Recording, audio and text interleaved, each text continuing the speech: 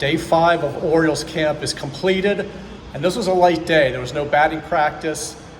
There were no bullpen sessions for the pitchers. It was a light workout. Guys got out of here early, kind of rest up a little bit. There were no long media scrums. This is a pretty easy one.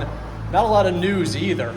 John Means mentioned that he's going to be throwing for the first time off a half mound early next week, not later this week. When Brandon Hyde said on Sunday, early next week, he was actually using that properly. Sunday is the start of a new week, I suppose, technically.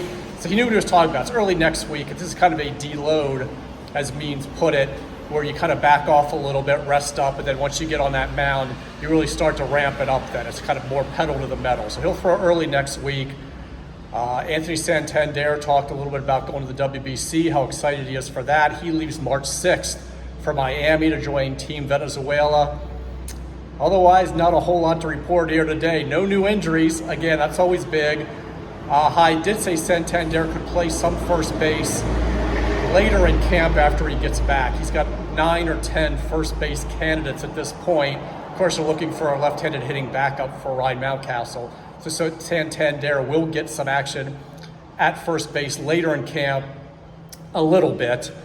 First exhibition game, February 25th. Hyde's not ready to name a starter yet. We joked about don't read too much into it.